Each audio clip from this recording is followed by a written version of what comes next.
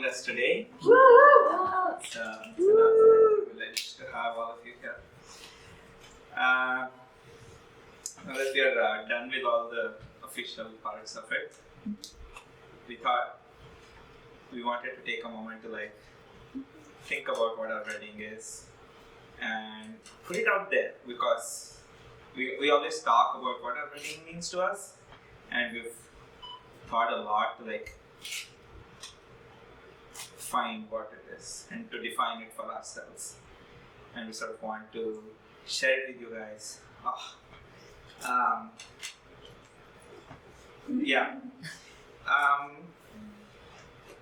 Okay, I'll just read from here because otherwise it's difficult.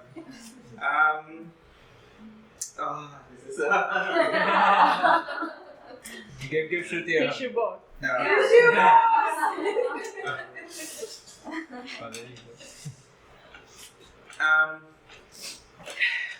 As you may all know, I am a person with a rather disorganized brain. My life is a series of instinctive decisions, and it's usually dictated by, the way the wind's blowing or something. I relate a ton to a sailboat. When I look at this little wooden vessel, it's got a few pieces of canvas unfurled, and that canvas is supposed to catch the wind and make the boat go in the direction you want. But I find it hard to believe that wind just hits the boat and it can take a boat thousands of miles from point A to point B, from India to here. It's ridiculous. It takes a lot of skills for Okay. It takes a lot of skill for the sailor to navigate the boat, and that's a skill I'm sure a sailor is learning every day of their sailing lives. So there are days when my sails are well aligned and I'm a speeding watercraft. I'm just headed towards the direction that I want to go in. There are also days when I feel like I'm in a storm. And when a sailboat is in a storm, don't quote me on this. I don't know anything, I just watch YouTube. But when a sailboat is in a storm, the sailors put down their sails because it's extremely hard to navigate this. So they sort of hover in the sea. The winds are strong, but you can't go in a set direction. So you put down your canvases, unfurl everything, and just wait.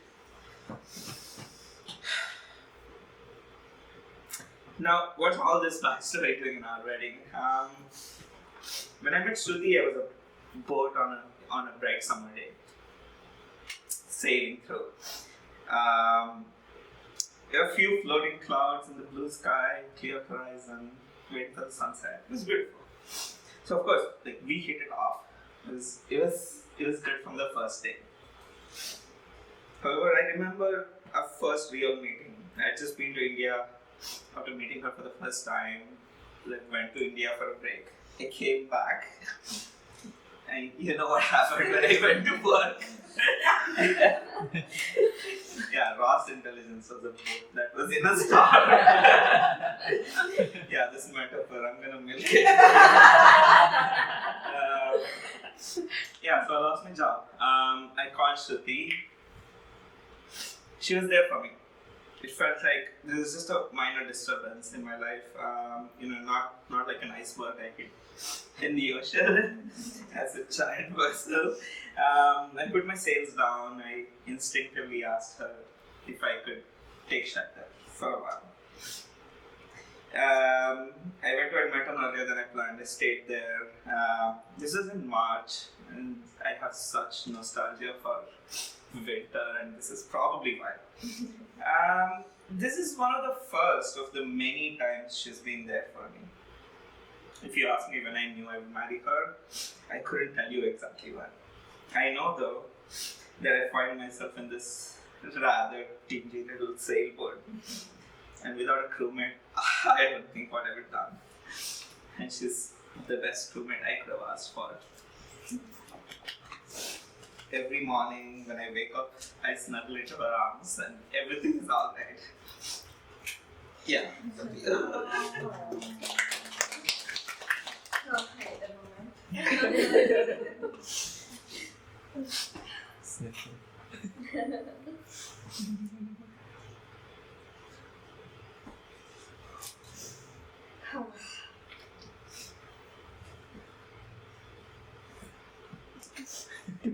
I was waiting.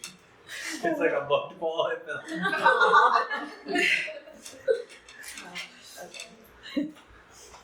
When I moved to Canada from India, I was back in 2017. I was so excited about everything that Canada had to offer me. This is the first time I got to be independent, and my first few months here were so full of adventures. Avinash and Vidya might know all the stories. A lot of my friends find it very strange that for someone who had never been away from parents, I felt no withdrawal symptoms or, pangs of homesickness. And after 1 year of being in Edmonton, I met Sid. And over the last 3 years of being together, I've come to realize that life really did offer me a very significant upgrade in every single aspect. Okay. Much like his love for sailboats, Sid taught me how awesome it is to travel to new places, and our 1 year of pre-COVID travels were really quite something. I'm not sure how many of you have noticed, but apart from cooking, traveling is something that brings him so much joy. And we visited each other in Edmonton and Toronto, but we also made some lovely trips to Banff, to Jasper. And then we also went to Nova Scotia that year. And of course, I can't forget the amazing road trip from Toronto all the way to Vancouver just before the pandemic wrecked all our lives. And through all these travels, Sid made me develop a newfound love for being outdoors. But he also helped me find something else. Home. I know now that home is where Sid is.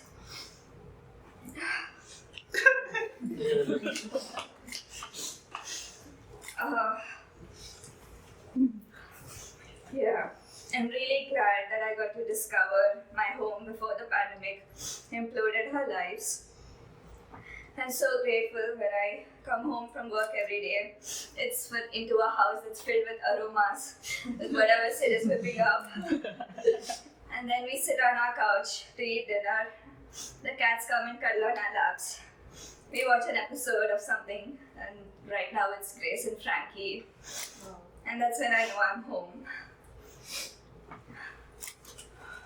Me? Oh, no.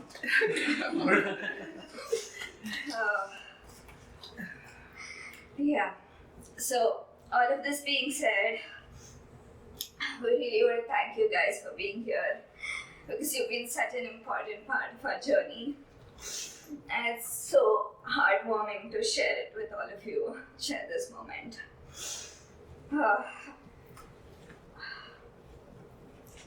We're missing some friends, but I know we'll get to celebrate with them whenever we meet them, and our families too. Yeah, so Sid and I were brought up in traditional Hindu family in a Brahmin household, and institutionalized religion and strict gender roles are such a fixture in our lives and in our culture that I think I, for one, dreaded having to fulfill a preordained role as a wife. And the pandemic, in some very strange ways, has made both of us think deeply about our values and the priorities in life. And despite coming from the same community, Sid and I were not so excited to get married in a traditional ceremony. And I think it's important for us to use this occasion to articulate why we're choosing to do this in our own way. We believe...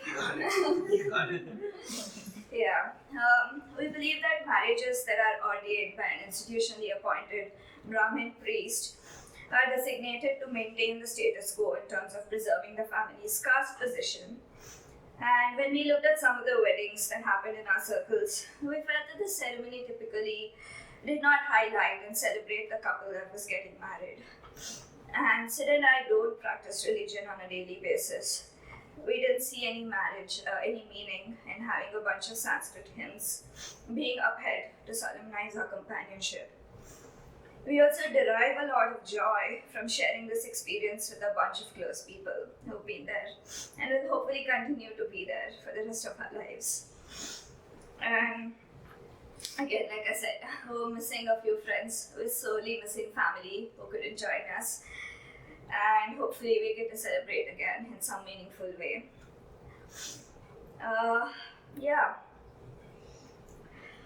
And we looked around to try and understand how to make the wedding ceremony meaningful, and we were delighted. There were so many examples in Indian history about ways in which we can have a meaningful union.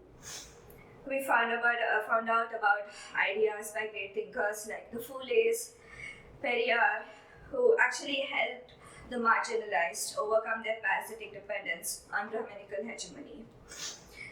Sid and I belong to a community that has dominated the caste hierarchy, and we surely have benefited from the systemic oppression of Dalits, Bahujans in many ways, and we're yet to fully grasp all of that.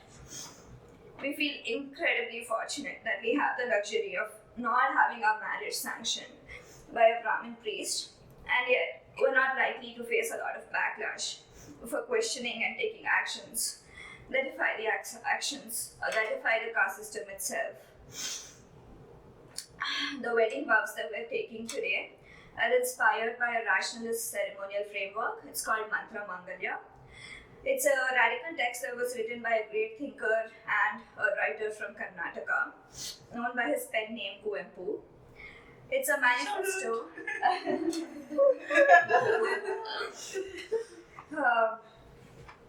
It's a manifesto for liberating young men and women from all shackles, both man-made and mind-made.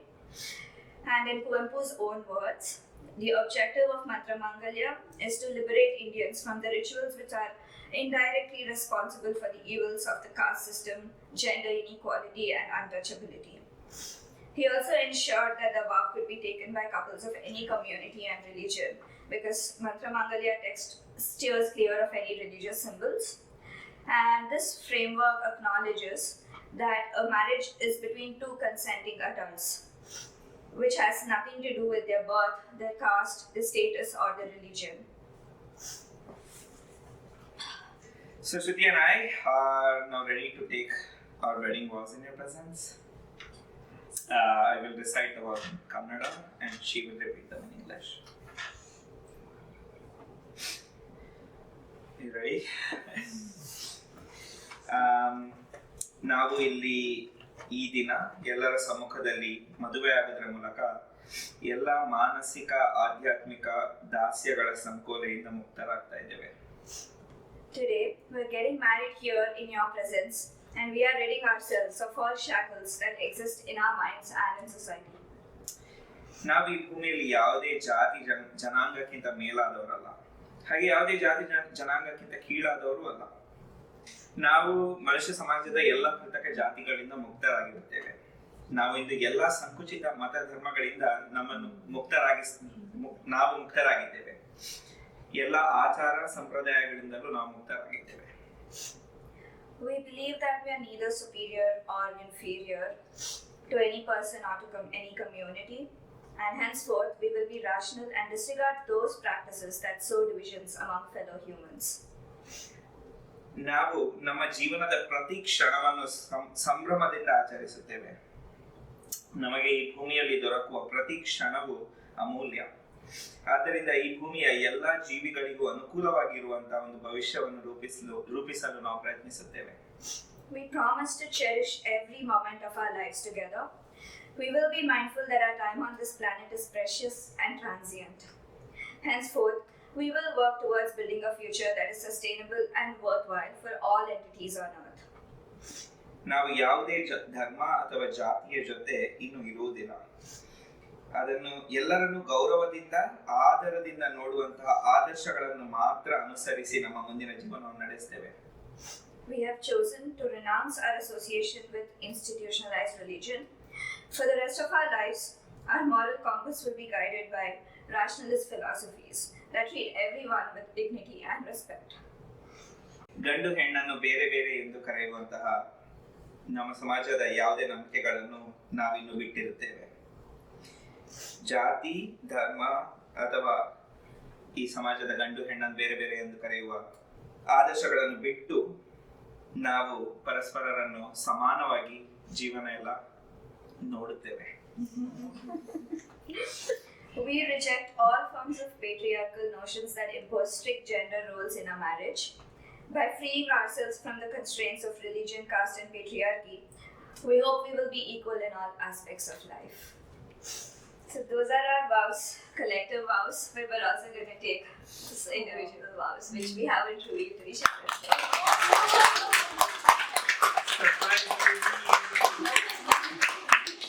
Should I go first? Sid, there's a vase right here. Just be careful. Okay, closer. It's time for that.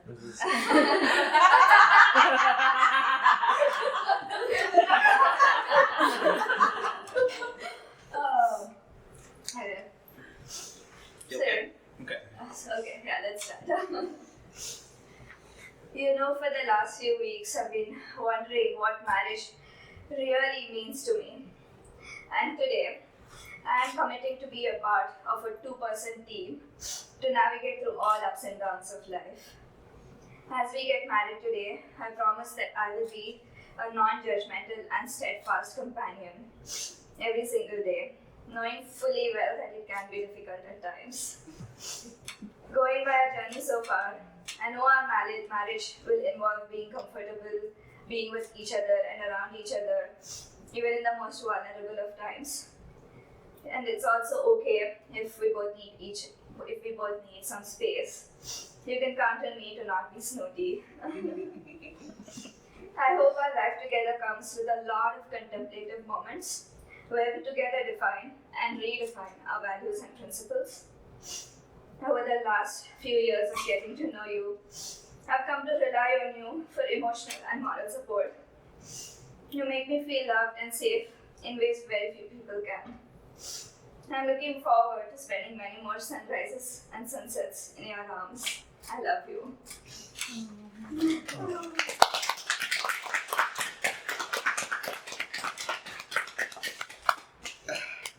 Like, how much overlap is there?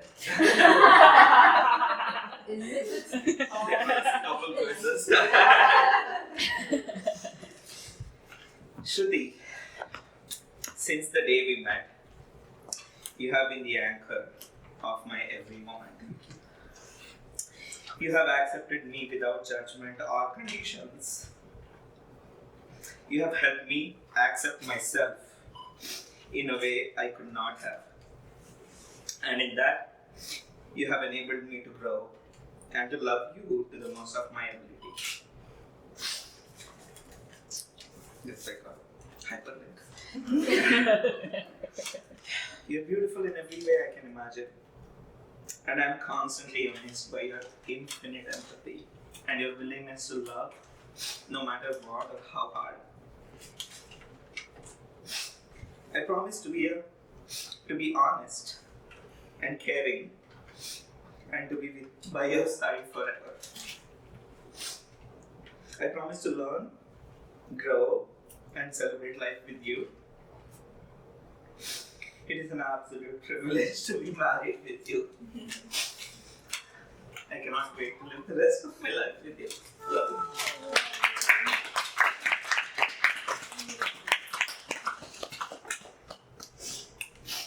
Okay, That's we're it. done. Thank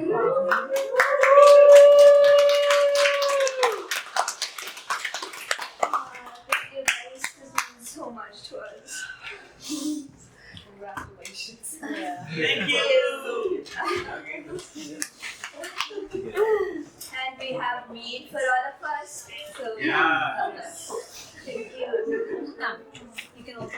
Shruthi, I love the gold. Show the camera. It's so nice. You're not gonna give me my step and hold my hands. Hi. Namaskara. Look at these eyes. Thanks so much. Thank you. These are good things. Yeah, me too. Thanks. It's sunset. Look. Yeah. I should get that in the frame.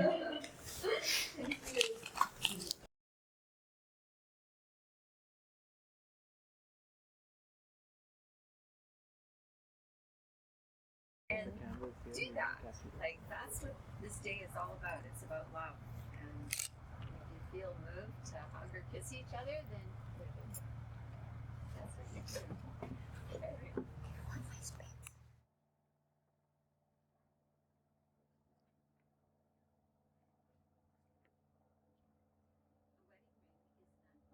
A never-ending circle. It is a visible symbol of the loving bond that you share. Sid, please place the ring on Shruthi's left hand and repeat after me. I give you this ring I give you this ring with all of my love, with all of my love, and with it I join and with it I join my life to yours. my life to yours. And Shruthi, please place the ring on Sid's left hand and repeat after me. I give you this ring I give you this ring with all of my love, with all of my love, and with it I join and with it I join my life to yours. my life to yours. Having heard these commitments you have made to one another on your wedding day, beautiful celebration with family and dear friends, I now pronounce you husband and wife, and Sid, you may now kiss the beautiful wife.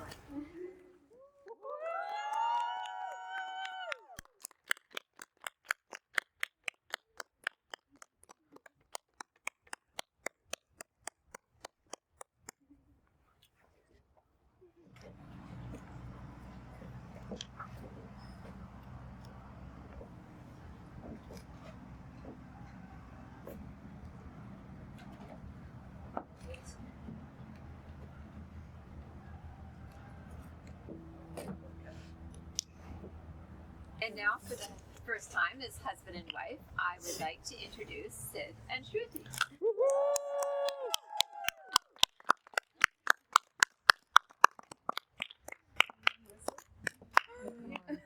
Can you?